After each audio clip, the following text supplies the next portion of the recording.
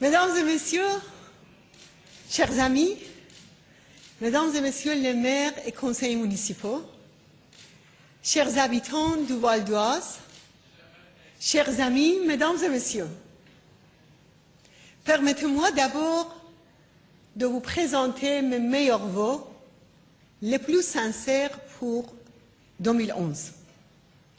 Je vous souhaite une année pleine de bonheur et de réussite, et je souhaite à la France une année pleine de progrès et de prospérité.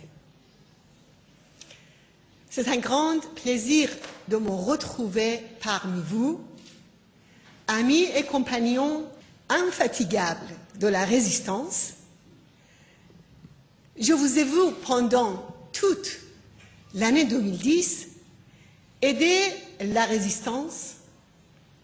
Vous êtes toujours fidèles aux valeurs authentiques qui font la France, c'est-à-dire la fraternité et la solidarité, qui sont des sources de création de joie et de fête. L'an dernier, comme les années précédentes, vous avez accompagné la résistance pas à pas. Vous étiez à nos côtés dans les moments de joie et les avancées. Vous étiez là aux manifestations, mais aussi au moment de deuil pour les victimes des exécutions en Iran. Vous étiez là avec les 5000 maires de France et la majorité des parlementaires à l'Assemblée nationale et au Sénat qui ont soutenu la résistance. C'est ainsi que nous avons réussi à faire entendre la voix des peuples iraniens et la voix des Ashrafiens partout dans le monde. En cette période des fêtes de Nouvel An, Ashraf a obtenu une grande victoire. C'est une décision de la justice espagnole. Ce jugement reconnaît le statut des résidents d'Ashraf comme personnes protégées par la 4e Convention de Genève. Il qualifie aussi l'attaque de juillet 2009 de crime de guerre et crime contre la communauté internationale. Et enfin, il a convoqué le commandant de l'attaque devant la justice. Devant cette grande victoire de la justice, les mollahs ont réagi.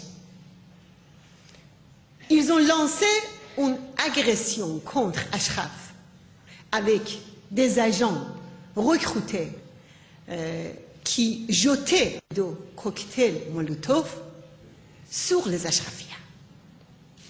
Ils ont fait 76 blessés, dont 91 femmes.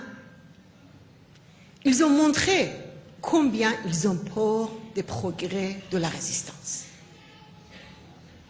Je vous appelle aujourd'hui à vous joindre à une campagne internationale pour mettre fin à la torture psychologique des résidents d'Ashraf qui sont menacés de massacres jour et nuit par 180 haut-parleurs puissants, et pour supprimer le comité chargé de la répression d'Ashraf au bureau du Premier ministre irakien et qui est responsable de ces crimes.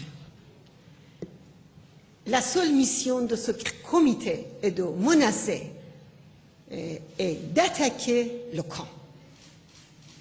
Je vous invite aussi à une campagne internationale pour mettre fin aux violations des droits de l'homme en Iran, pour empêcher les exécutions, parce que la dictature religieuse a beaucoup torturé, violé et exécuté dans les prisons en pensant pouvoir étouffer le soulèvement.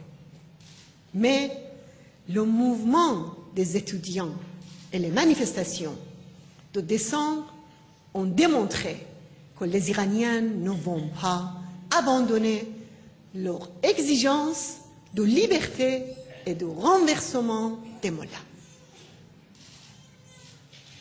Chers amis, le chemin parcouru depuis 17 juin 2003 a été difficile mais glorieux.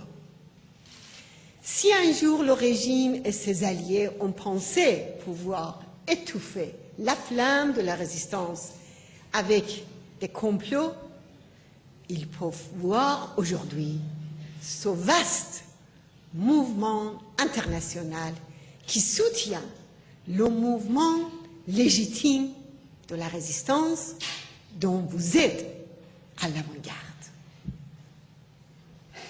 Il ne fait aucun doute que la situation a changé.